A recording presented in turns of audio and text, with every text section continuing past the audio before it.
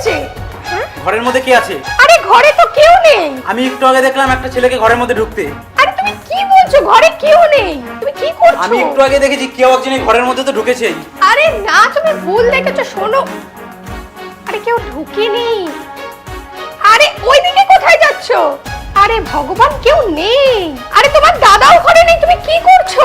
আরে তুমি তো প্রায় সবকিছুই খুঁজে নিয়েছো, কাউকে কি পেয়েছো?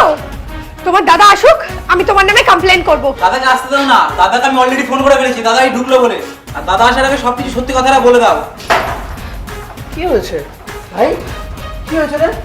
ফোন করছিস কেন? দাদা, আমি দেখেছি এই ঘরে একটা ছেলে ঢুকেছে। তুই তুই সাবধানে কথা বল। কি বলছিস এগুলো? না দাদা, আমি নিজের চোখে দেখেছি ঘরে একটা ছেলে ঢুকেছে। কুসুম, আমি ভিডিও দেখছিলাম। ও ভুল কথা বলছে, ও আমার চরিত্রের দিকে আঙুল তুলছে। না দাদা, ওটা ভিডিওর আওয়াজ না, ওটা কেউ কথা কারোর সাথে কথা বলছিল, ওটা আমি নিজের কানে শুনেছি। তুমি তো পুরো ঘরটাই খুঁজলে, কাউকে কি পেয়েছো?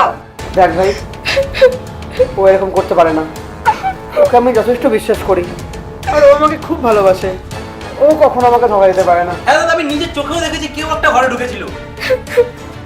তুই খুঁজে দেখ ঘরে, ঠিক ছেলেটাকে পাবি। কুসুম, কি বলছো? কেউ নেই, তুমি খুঁজে দেখো।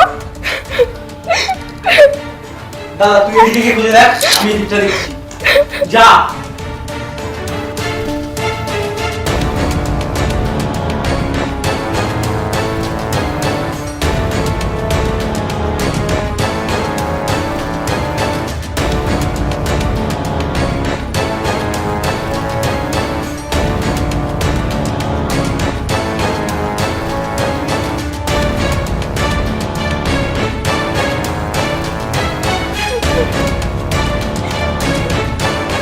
পেয়েছো কাউকে?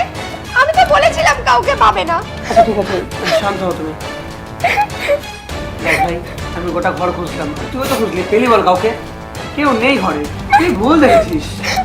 আমার চরিত্রের উপর আঙুল তোলার আগে তোমার একবার ভেবে নেওয়া উচিত ছিল। দাদা সব জায়গায় তো খুঁজলাম, কিন্তু একটা জায়গা বাদ রয়ে গেছে। আবার কোথায়? দাদা ওই দরজাটার পেছনে। মানে তুমি এখনো আমাকে বিশ্বাস করছো না? ওখানে কেন দেখবে? পুরো ঘর তো দেখলে। ছাড়ো না, তুমিও তো জানো, আমিও জানি ঘরে কিচ্ছু নেই, কেউ না, নেই ঘরে। ওখানে খুঁজতে হবে না। ঠিক আছে, তুই যা খোঁজ। না, ওখানে খুঁজবে না। শোনো, তুই একবার ওখানে গিয়ে দেখ, আমি সত্যি বলছি না মিথ্যে বলছি।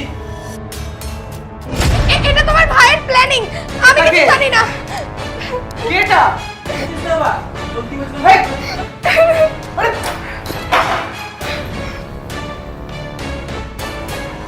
এগুলো সব তোমার ভাইয়ের প্ল্যানিং। বাস কুসুম, চুপ করো। আমরা নিজের চোখে সবটা দেখলাম, আর বুঝতেও পারছি তুমি আমাকে এতগুলো দিন ধরে ধোকা দিয়ে এসছো। সিরিয়াসলি আমি কিছু করিনি, সবকিছু তোর জন্য হয়েছে। তুই তাই। তুমি ওর দিকে আঙুল তুলছো? তোমার তো সাহস কম না? আমি সিরিয়াসলি কিছু করিনি, প্লিজ তুমি আমাকে বিশ্বাস করো। তুমি তো বিশ্বাস করার কথা বলোই না। আমি কি বলেছিলাম তোকে? তুই যখন অফিসে যেতিস প্রায় একটা ছেলে ঘরে ঢুকতো। আজকে হাতে না হাতে প্রমাণ পেলি তো। তোমাকে আমি এতটা বিশ্বাস করতাম, এতটা ভরসা করেছিলাম, আর তুমি তার পরিবর্তে তোমাকে এটা দিলে? প্লিজ এরকম করো না, প্লিজ বেরিয়ে যাও বাড়ি থেকে। প্লিজ না, প্লিজ। কুসুম, বেরিয়ে যাও বাড়ি থেকে। আর শোনো, এই মুখে না দেখতে হয়, আর ডিভোর্সের ব্যাপার বাড়িতে টাইম মতো পৌঁছে দেবো, সাইন করে দিও।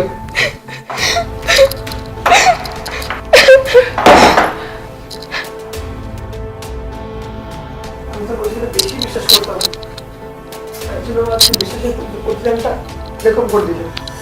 আমি সত্যিই বুঝতে পারিনি। দাদা যা হয়েছে আগের থেকে ঠিকই হয়েছে। এটা যদি পরে জানাজানি হতো তাহলে তোর লাইফটা নষ্ট হয়ে যেত। আমার জীবন তো শেষ হয়েই গেছে, আর কি বাকি আছে? আমার পেছনে পেছনে এত কিছু করেও